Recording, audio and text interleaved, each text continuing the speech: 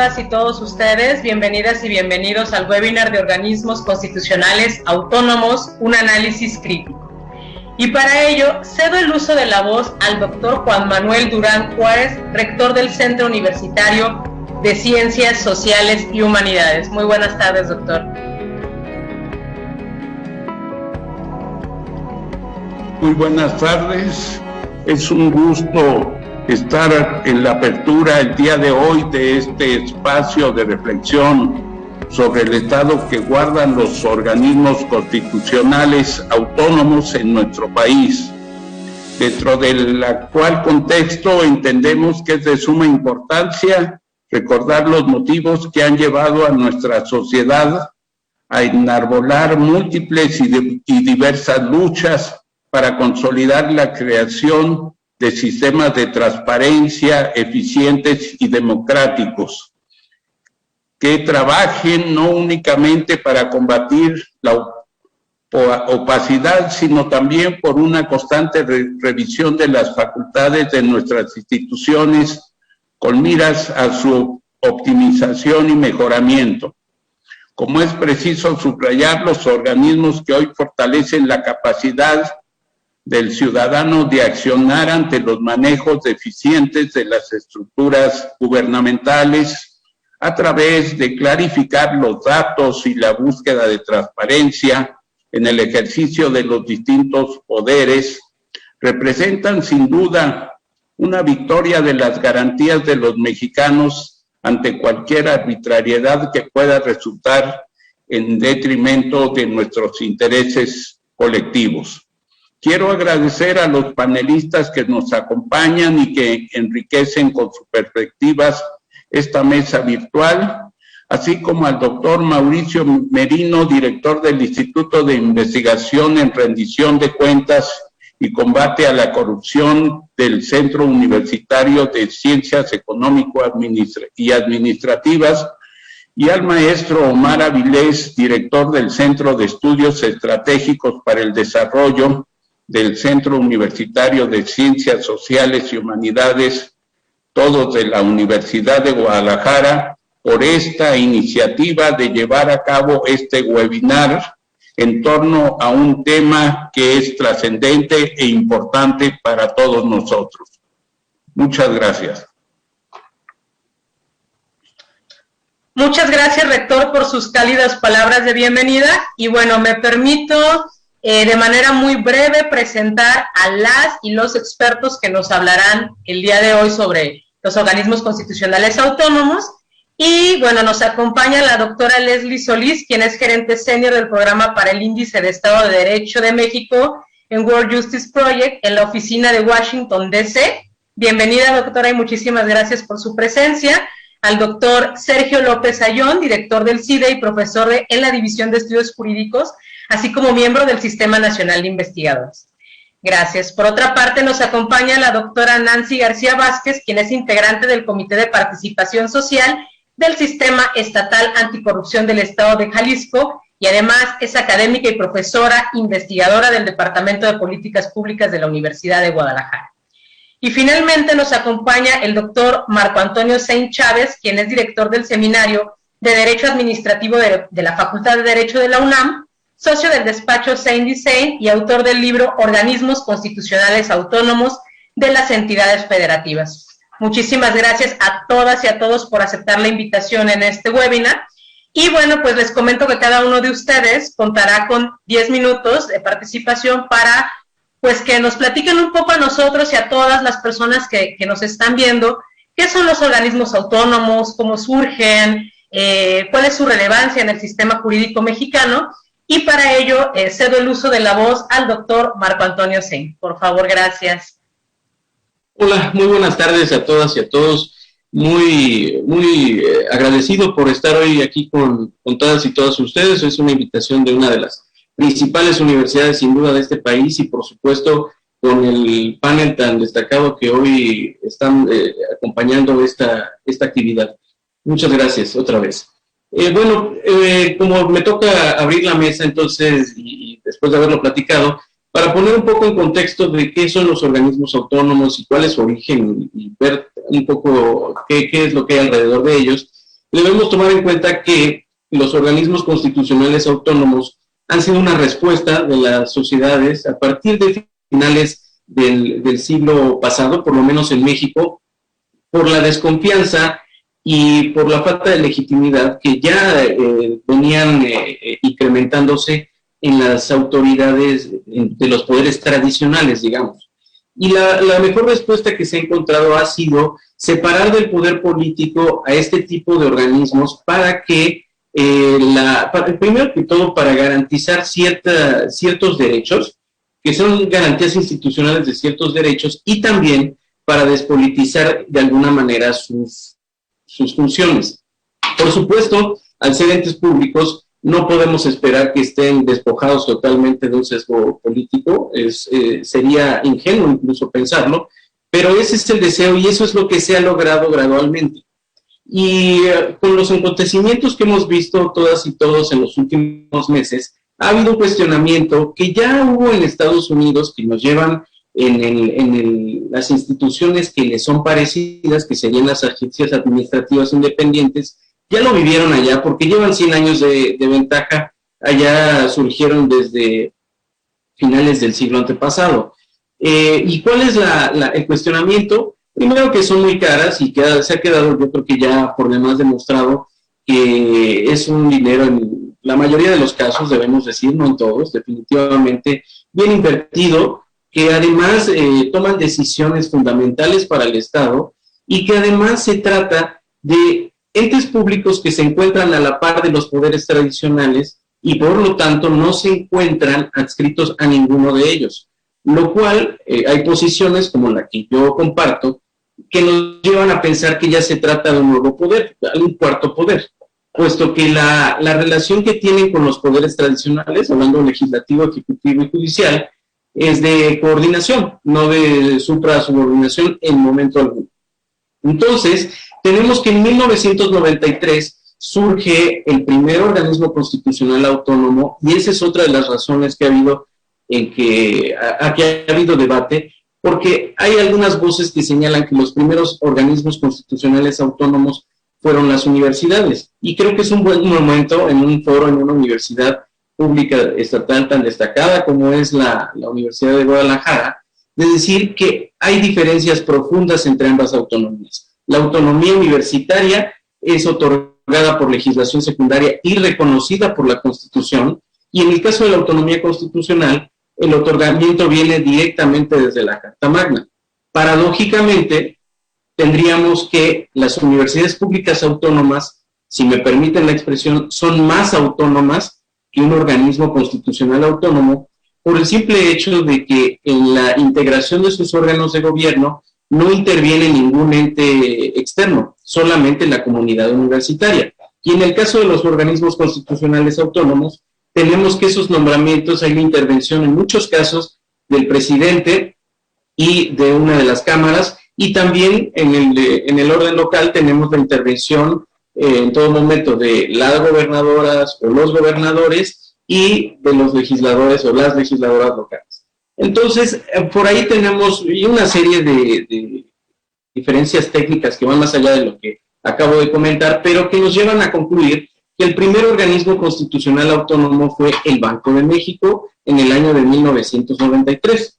Luego siguieron otras instituciones como el entonces Instituto Federal Electoral, luego la Comisión Nacional de los Derechos Humanos, luego tenemos al INEGI, y luego tenemos que en el sexenio anterior hubo un incremento importante para llegar hasta 10, que fue reducido en el sexenio actual al eliminar el Instituto Nacional para la Evaluación de la Educación y quedar hasta el momento en 9 organismos constitucionales autónomos establecidos y configurados por la Constitución Política de los Estados Unidos Mexicanos, aunque debemos decir que solamente 8 de ellos funcionan bajo esta naturaleza jurídica. Hoy tenemos todavía pendiente que el Consejo Nacional para la Evaluación de la Política de Desarrollo Social adquiera y perfeccione esta autonomía constitucional, con algunos pendientes como la legislación secundaria que habrá en algún momento de expedirse o su declaratoria de autonomía constitucional. También tenemos, y esto lo abordo profundamente en el más reciente libro que tengo, publicado hace 2 o 3 semanas. También tenemos 189, hasta diciembre de 2019, 189 organismos constitucionales autónomos en las entidades federativas, es decir, establecidos y configurados por las constituciones locales.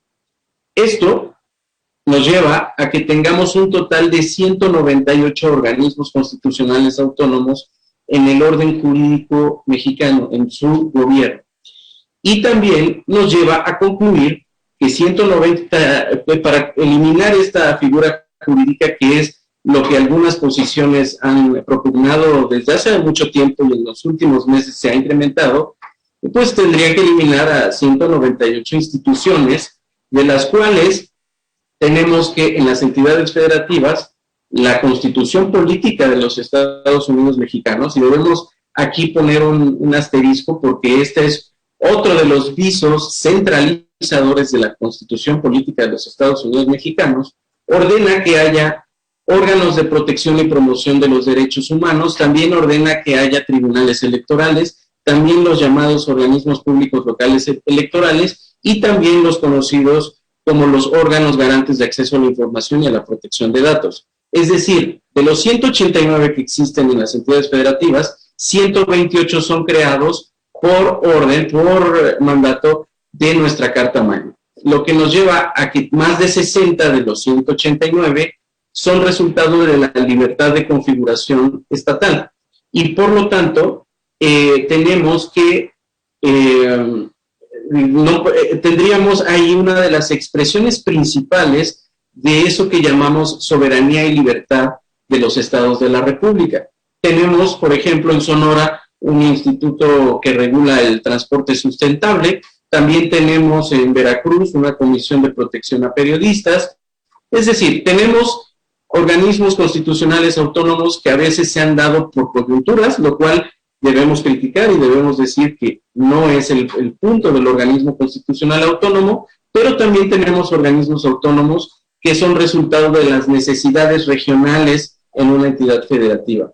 Y por lo tanto, de la suma de los 198 instituciones que hablábamos, y al revisar los 32 presupuestos de egresos locales y el presupuesto de egresos de la Federación, tenemos que se está gastando más de 80,000 millones de pesos anuales, se están, yo diría, invirtiendo en organismos constitucionales autónomos, lo que los llevaría a estar solo por detrás de del Poder Ejecutivo federal, los poderes ejecutivos locales y del Poder Judicial de la Federación y de los poderes judiciales locales, y muy por encima de los poderes legislativos federales y local. Entonces, esto refuerza la idea de que se están convirtiendo en un sistema muy difícil de eliminar, tal como lo han señalado diversas voces. Es ahí también donde descansa la idea de que estamos ya hablando de un cuarto poder, y por supuesto es ahí donde tenemos que tener en cuenta que cumple con los alcances y límites de lo que conocemos como una decisión política fundamental. Y tal no es así que con los últimos que han sido cuestionados y que se dice se van a llevar a revisión, ha habido un debate desde la sociedad civil, desde la academia y desde propiamente los legisladores y las legisladoras que nos traen la idea de cómo una decisión de este tipo requiere de un proceso deliberativo mucho más serio y mucho más basado en evidencia que una simple descalificación por una consigna o por una ideología. Por último, y para cerrar, frente a la pregunta que normalmente hacen de si ya son demasiados o hay que bajarle o hay que subirle, yo diría, no diría que son demasiados, pero sí diría que tendríamos que estar ya propugnando porque la Auditoría Superior de la Federación no fuera, sigue siendo un órgano técnico de la Cámara de Diputados.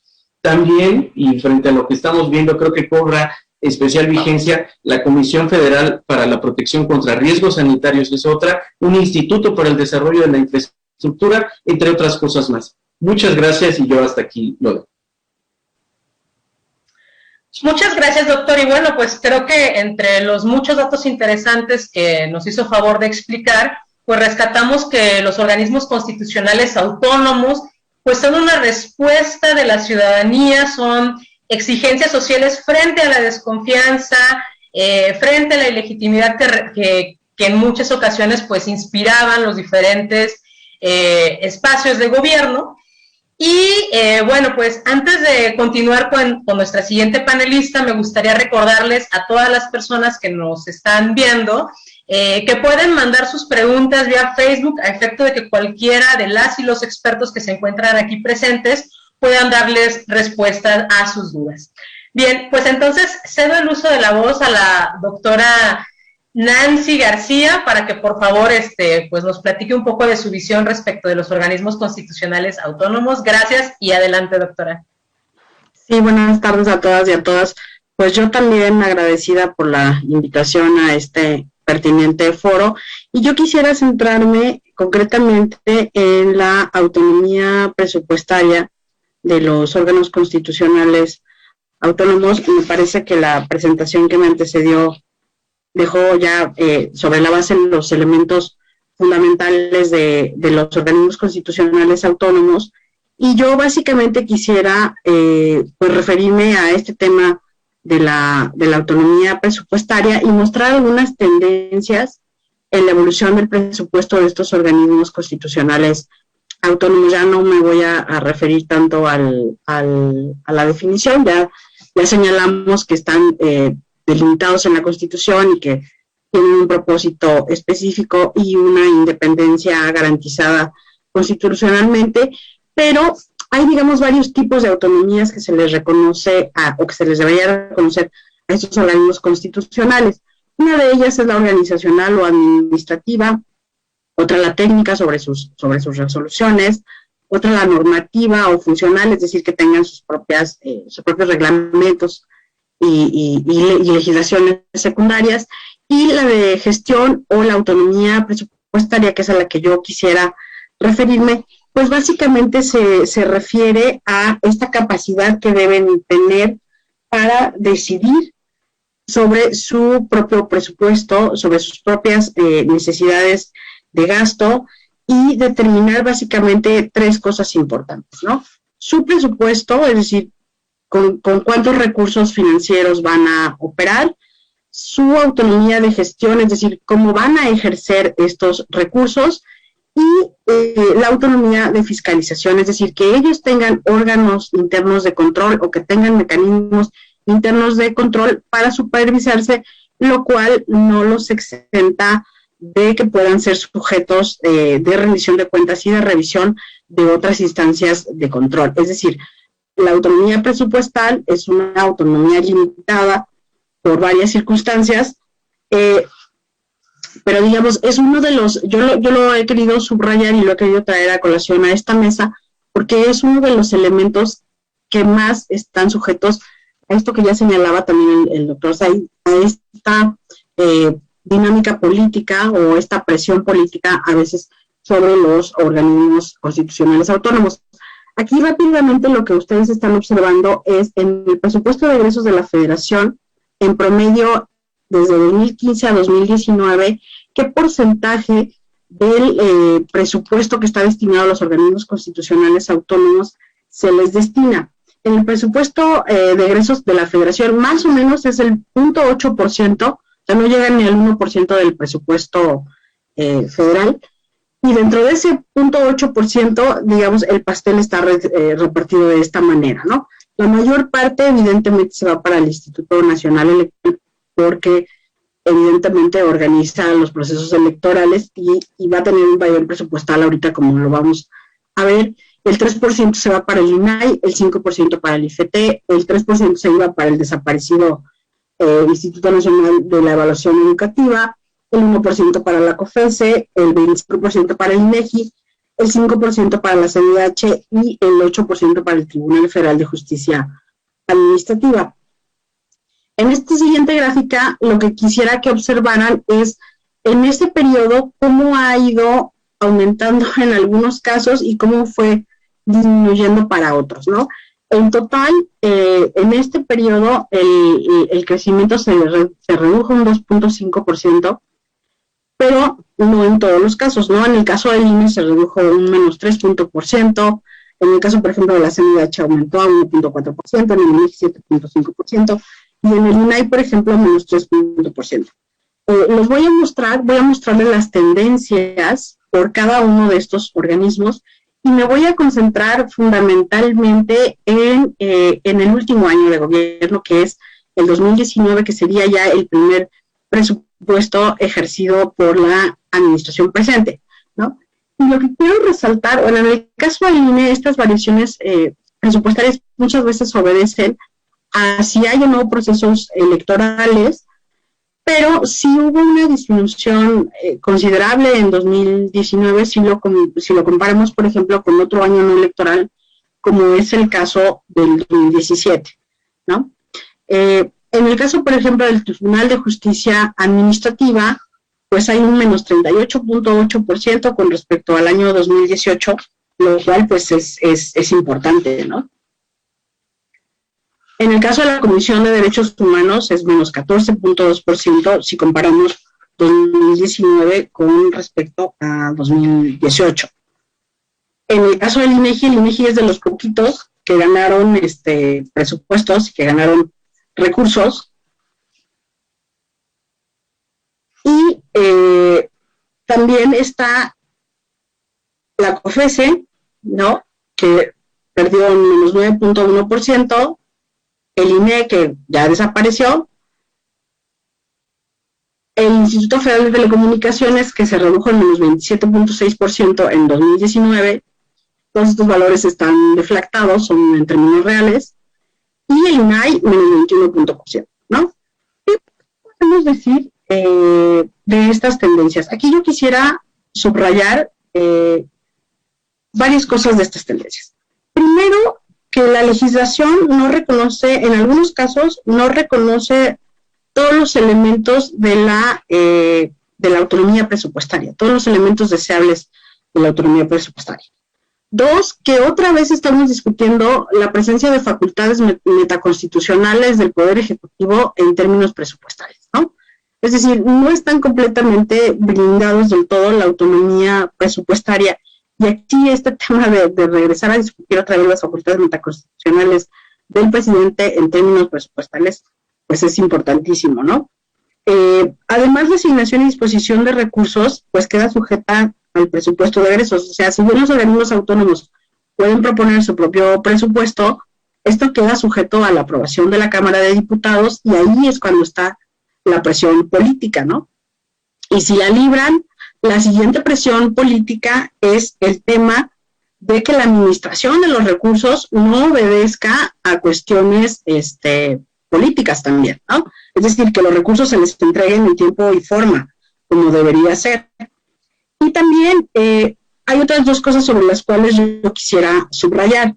Una es que hay una tremenda dependencia presupuestaria de los organismos constitucionales autónomos con respecto a la Federación, por la propia naturaleza del bien que tutelan estos organismos constitucionales autónomos, pero también yo creo que hay que ser autocríticos y me parece que también en muchos de ellos no hay disciplina financiera, ¿no?, ni políticas de austeridad.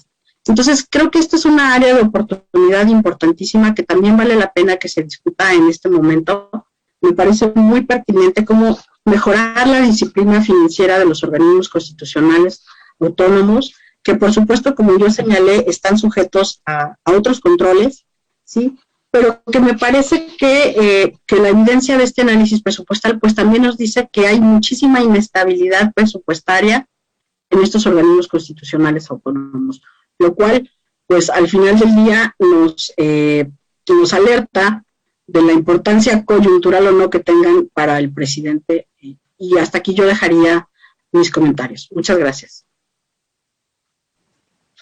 Muchas gracias, doctora. Pues qué interesante la charla que nos da respecto a que el tema presupuestario es muy importante para las actividades que realizan los organismos constitucionales autónomos y la crítica que usted hace sobre que es importante que también los organismos constitucionales tengan una disciplina financiera, que administren mejor sus recursos y que también sean austeros para que puedan dar mejores resultados con el presupuesto que ellos tengan. Pues muchas gracias, doctora, y en este momento voy a ceder el uso de la voz al doctor Sergio López Ayón para que por favor también nos comente respecto de este tema tan interesante. Adelante, doctor. Sí, gracias. Muchísimas gracias por la invitación a este panel. Me siento muy honrado y particularmente a Omar, a Mauricio, agradecerles que hayan pensado en mí para participar en esta discusión. Tendría que iniciar por decir que el tema de los constitucionales autónomos es extremadamente complejo. Tiene muchas aristas que desde su origen y desde su racionalidad vale la pena revisar. Por eso me voy a tomar la libertad de tomar un poquito de distancia del caso mexicano para tratar de entender un poco más cómo surgen a nivel global, a qué lógica responden y cómo esto se desarrolló en México. Obviamente en 10 minutos voy a tener que ser muy sintético, disculpen ustedes, pero es importante respetar el tiempo que nos dieron. Para poderlo entender, creo que tenemos que recordar la teoría clásica de la división de poderes, ¿no? Sabemos, hay legislativo, judicial, ejecutivo, cada uno con sus características. Y en México, desde las primeras constituciones, adoptamos un sistema de división de poderes clásico, con una arquitectura propia de los sistemas presidenciales.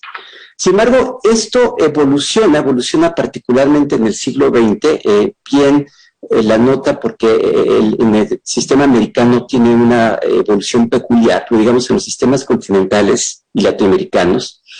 Al final del siglo XX, este esquema comienza a tener variantes novedosas, que es la creación constitucional de organismos que escapan a la tradicional división de poderes, pues carecen de una relación de pertenencia funcional y orgánica con cualquiera de ellos. Tienen esferas de competencia autónomas y específicas, y su creación modifica sustantivamente el arreglo institucional de los poderes y entre los poderes. Hay varias maneras de entender el origen y la racionalidad de los OCAS. Una de ellas tiene que ver con la creciente complejidad de la administración y la necesidad de tener organismos especializados que hagan este tipo de, o regulen este tipo de sectores. Desde una perspectiva constitucional, por ejemplo, Bruce Ackerman, el constitucionalismo americano, ha señalado la necesidad de repensar la división de poderes en términos de lo que ha llamado una especialización funcional. Desde una perspectiva jurídica, por ejemplo, Manuel García Pelayo, el gran constitucionalista español, desde finales de los 90 caracteriza muy bien las características jurídicas de los organismos constitucionales autónomos y claramente dice son pares entre los poderes y no forman parte de los poderes tradicionales. Desde una perspectiva distinta, mi colega Mauricio Dusach ha propuesto una conceptualización de los OCAS con base en una discusión internacional de lo que se ha llamado organismos no mayoritarios.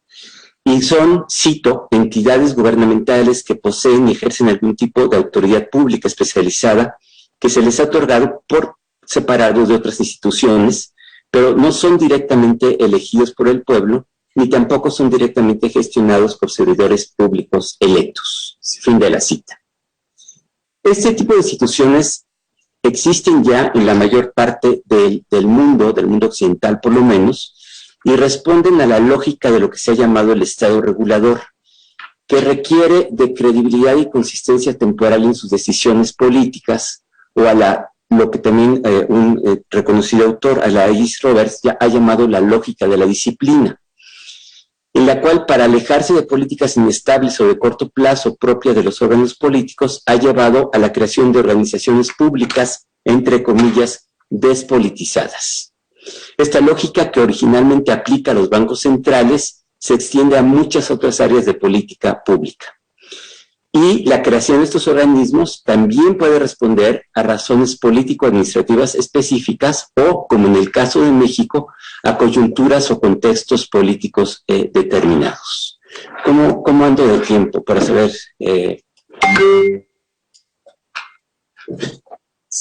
Tengo tiempo. Bien. Gracias. La creación de los OCAS en México creo que se puede dividir claramente en dos etapas.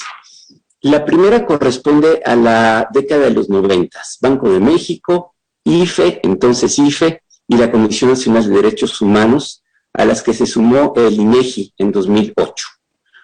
Los otros 6 constitucionales autónomos son creados particularmente en la coyuntura entre 2013 y 2014, alrededor de lo que se conoció como el Pacto por México, y estaban estrechamente vinculados con las reformas estructurales o como resultado de negociaciones políticas particulares.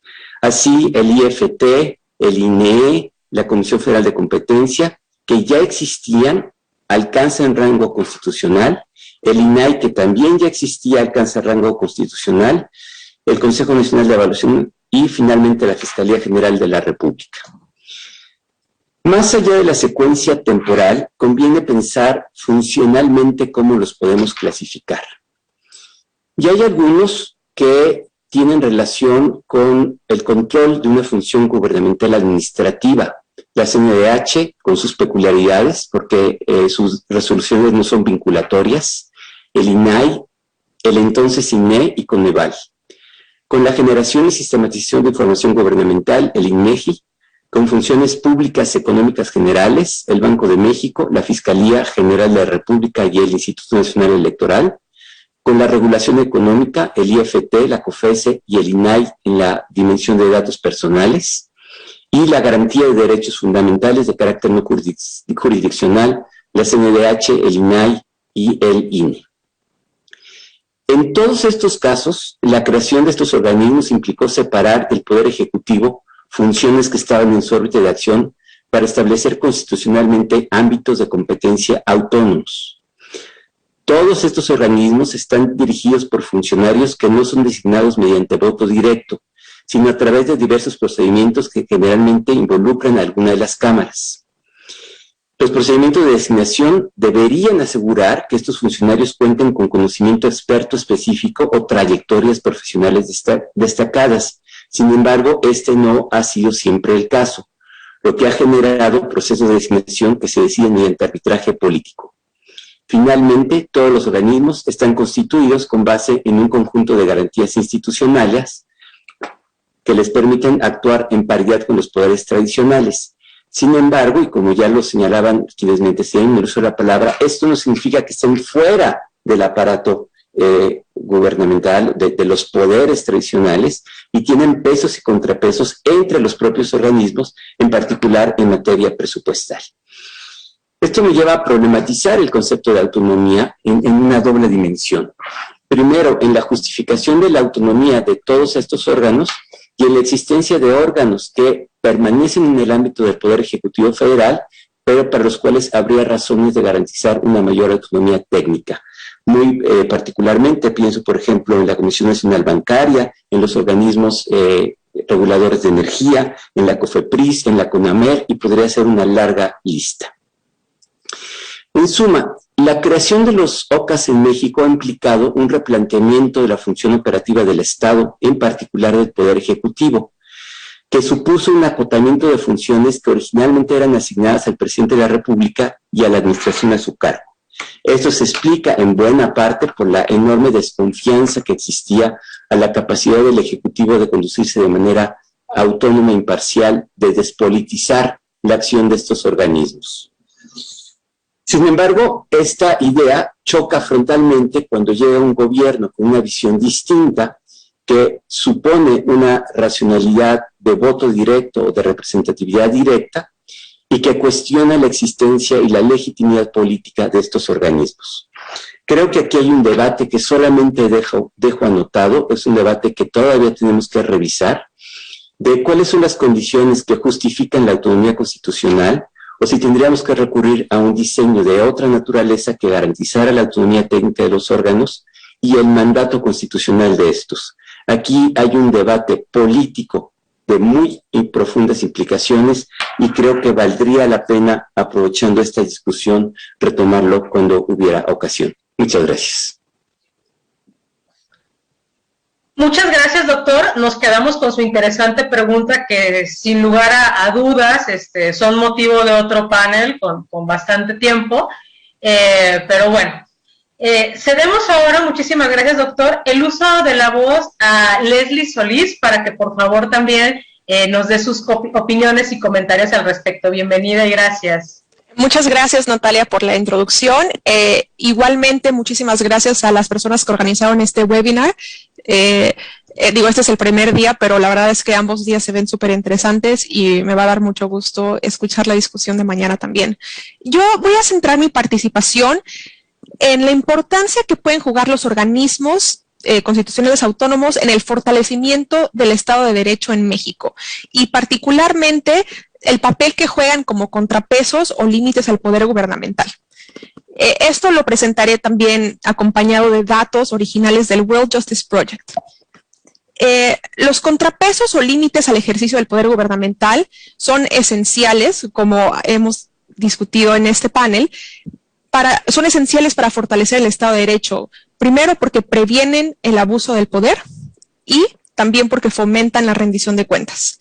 Esta supervisión favorece la eficacia de los servicios públicos e incrementa la confianza en el gobierno, ¿no? Que es algo que han mencionado mucho en este panel, que muchos de estos organismos surgieron por la desconfianza de la población hacia las autoridades. Antes de entrar a los datos, me gustaría brevemente presentar al World Justice Project o Proyecto de Justicia Mundial y en adelante WJP. Somos una organización multidisciplinaria, internacional e independiente con la misión de medir y fortalecer el Estado de Derecho en el mundo. Voy a mostrar una presentación. Ahí voy.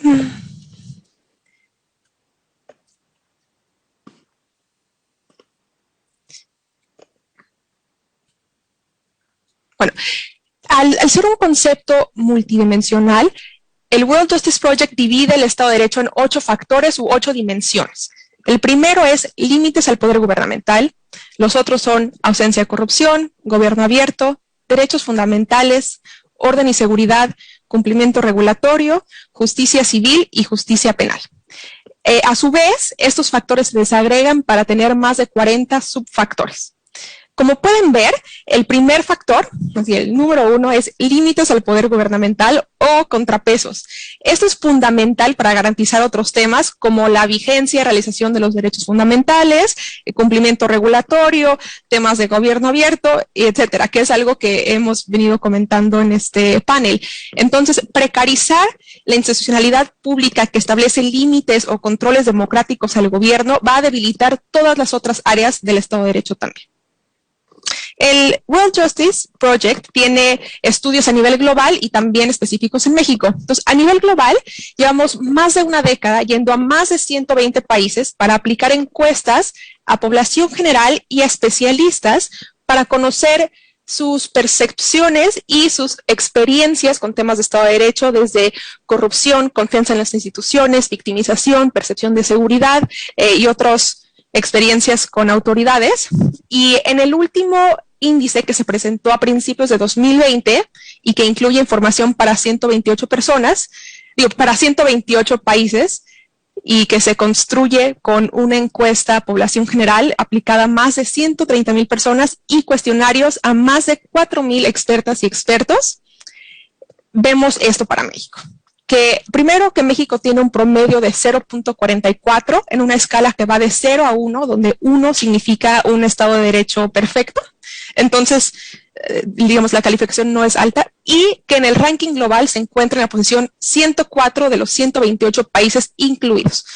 Esto quiere decir que está bastante abajo. En este ranking, el número 1 es Dinamarca y el número 128 es Venezuela.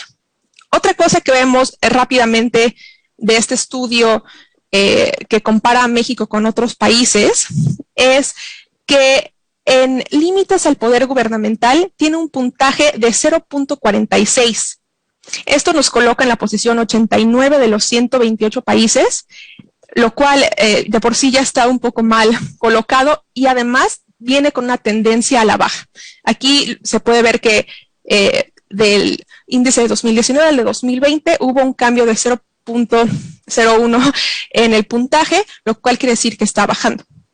Otro tema que me gustaría resaltar aquí, que también abona un poco como a los temas que estamos discutiendo, es que en gobierno abierto México tuvo 0.60, que es su calificación más alta, y esto pues lo atribuimos a la apertura que ha sido posible en México con el Sistema Nacional de Transparencia, ¿no? Entonces, aquí lo que vemos es Sabemos que los límites del poder gubernamental o los contrapesos son muy importantes para todos los otros factores que construyen el Estado de Derecho, pero también vemos que tienen bastantes debilidades o áreas de oportunidad y que traen una tendencia a la baja.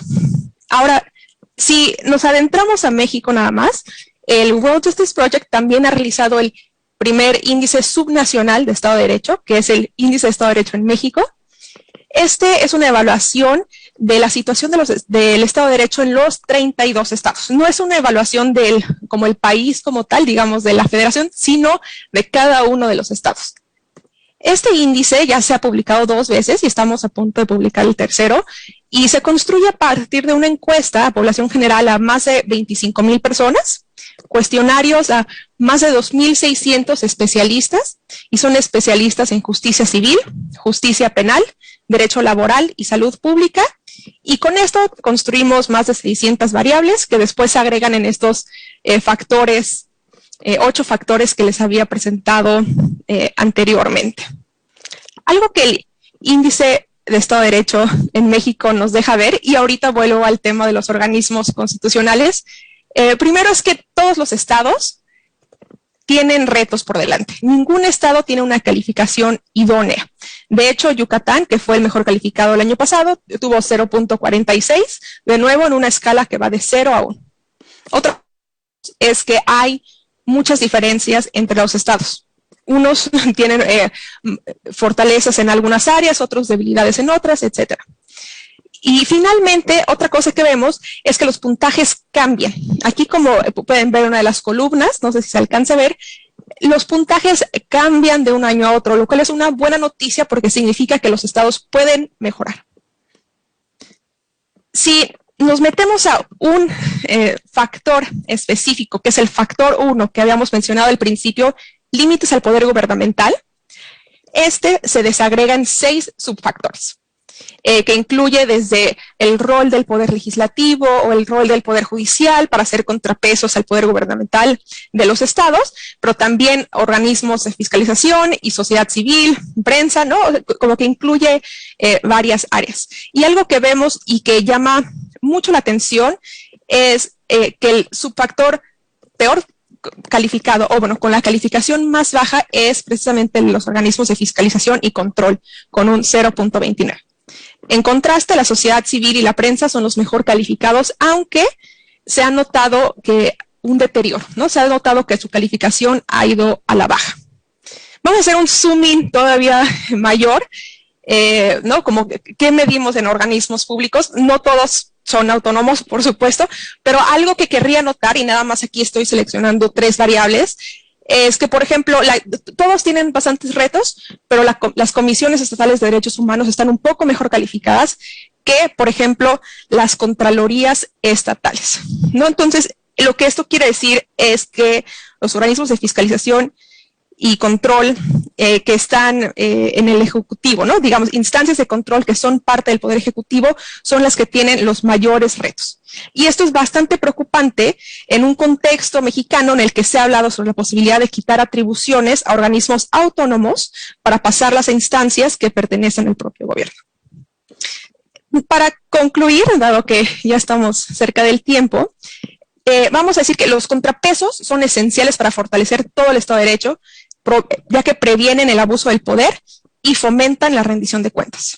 En segundo lugar, los contrapesos mejor evaluados en México son la sociedad civil y la prensa, aunque la asimetría de poder con los poderes ejecutivos es todavía bastante considerable.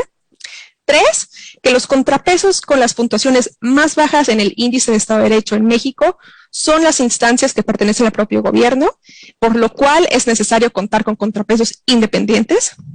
Y finalmente, que precarizar la institucionalidad pública que establece límites al poder va a debilitar todas las otras áreas del Estado de Derecho. Entonces, con esto concluyo. Muchas gracias. Y te paso el micrófono, Natalia. Gracias.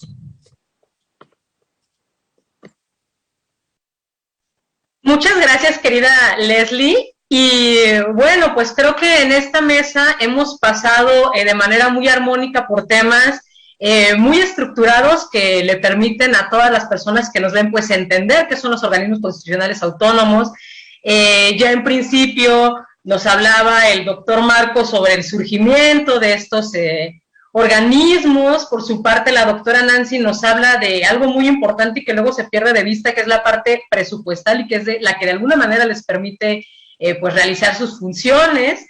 Y también el doctor Sergio, que nos da un panorama internacional, ¿no? De por qué son importantes, de dónde surgen, en qué países se ha hablado de este tema también.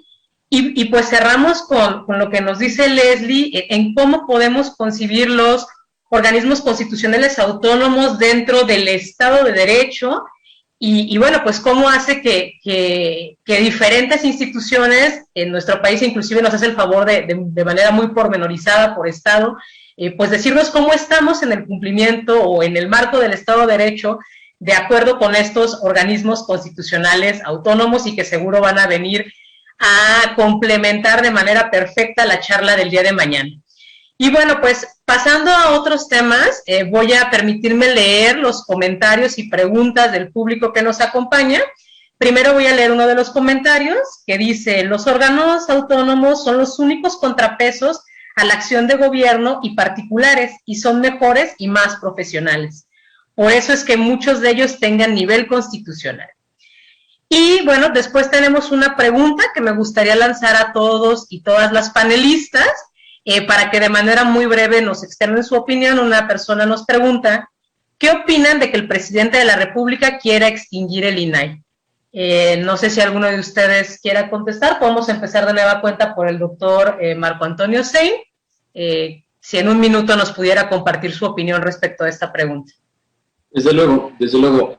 Pues respecto a esta intención de eliminar el INAI y lo que han llamado a absorberlo y que eso lo haga ahora la Secretaría de la Función Pública, pues es una aseveración y una intención basada en un diagnóstico impreciso de entrada, porque debemos decir que el INAI tiene facultades y atribuciones que van más allá del Poder Ejecutivo, como las tiene limitadas la Secretaría de la Función Pública. Además de que bastaría recordar algunas experiencias que ha habido desde la Secretaría de la Contraloría y Desarrollo Administrativo hasta la ahora Secretaría de la Función Pública, que han dejado patente el conflicto de interés originario en el que se encuentra quien ocupe la titularidad de esa dependencia del Poder Ejecutivo. Es muy difícil que pueda llegar a hacer su labor de manera objetiva y por supuesto basada en solvencia técnica, puesto que tiene un superior jerárquico que se guía por criterios políticos. Y cuando me dicen, ¿es mejor que haya autónomos a que no los haya? Por supuesto que sí. Yo la única pregunta que haría es, antes de que hubiera un Banco de México autónomo, ¿se manejaba mejor la política monetaria? Cada quien tendrá su respuesta. O antes de que el IFT fuera la Comisión Federal de Competencia, ¿se regulaban mejor las telecomunicaciones y la radiodifusión? Ahí está la respuesta. Gracias, doctora Nancy. ¿Le gustaría responder algo respecto a esta pregunta? Pues sí, yo insisto que otra vez tenemos que discutir estas atribuciones metaconstitucionales del presidente, pensando otra vez que estamos en un sistema presidencial que no quiere convivir con mecanismos de peso y contrapeso, y no solo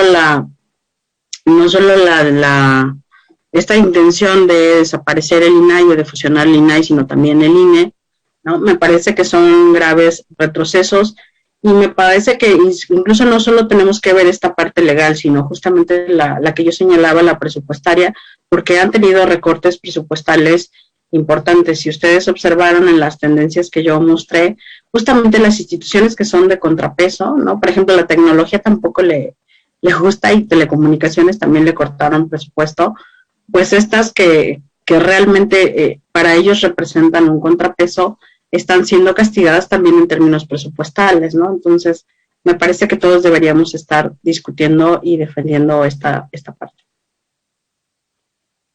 Muchas gracias, doctora. Y bueno, para los panelistas, Leslie y doctor Sergio, hay otra pregunta a la que me gustaría cambiar para poderle responder también a esta persona. Nos preguntan, ¿alguna recomendación general que puedan hacer para que el papel de los organismos autónomos mejore en México? Creo que es muy interesante, muy importante esa pregunta. Doctor Sergio, no sé si tenga algún comentario.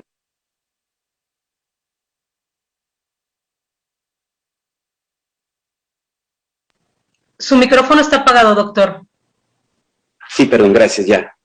Decía que yo regresaría a un par de supuestos de estos organismos. El primer supuesto es que es posible despolitizar, comillas, la actividad de ciertos órganos técnicos para que puedan desempeñar su función de carácter con base en criterios técnicos y no en criterios o intereses o negociaciones de carácter político. Este es el supuesto básico de estos organismos. Y para eso se les otorgan una serie de garantías institucionales. Justamente el diseño, la arquitectura constitucional mexicana ya cambió con la existencia de los órganos constitucionales. Ahora tendríamos que pensar hacia adelante. Problemas. Hay que garantizarles un presupuesto mínimo. No interviene esto con la facultad soberana del Congreso de establecer sus facultades. Conviene que tengan los contrapesos que les da el Poder Judicial. ¿Hasta dónde debe intervenir y ser referente del Poder Judicial? ¿Cuántos más organismos autónomos debería haber? ¿O podríamos construir, digamos, garantías institucionales de carácter administrativo robustas? Son preguntas que están abiertas y que yo dejaría para eso. Gracias. Finalmente, Leslie, ¿quieres comentarnos, por favor, algo? Claro que sí. Yo nada más terminaría diciendo que desde la perspectiva global y mexicana del World Justice Project y todo lo que hemos analizado con base en datos que miden tanto la perspectiva como las experiencias de las personas y de personas especialistas, las instituciones que funcionan como contrapesos son fundamentales, no nada más porque limitan el poder o porque son contrapesos, sino porque son una parte esencial del Estado de Derecho. No podemos hablar de que queremos fortalecer el Estado de Derecho, o garantizar el Estado de Derecho, o garantizar la justicia en México, si no tenemos instituciones que precisamente limiten el poder gubernamental de forma democrática. Entonces, gracias. Muchas gracias, Leslie. Y bueno, pues con esto concluimos el primer panel de organismos constitucionales autónomos, un análisis crítico. Muchas gracias a todas y a todos los panelistas, a ustedes público que nos acompañaron, a la Universidad de Guadalajara por conducto del CUCH, el CUSEA, el Centro de Estudios Estratégicos y el Instituto para la Rendición de Cuentas. Muchísimas gracias, los esperamos el día de mañana. Que pasen muy buena tarde.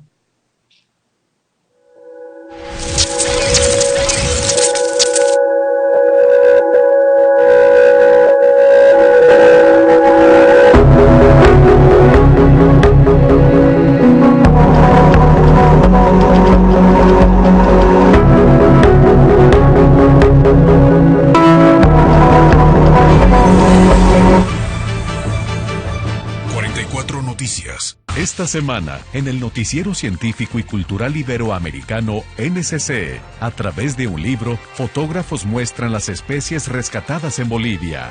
Waterhen, un proyecto que produce agua potable a través del aire.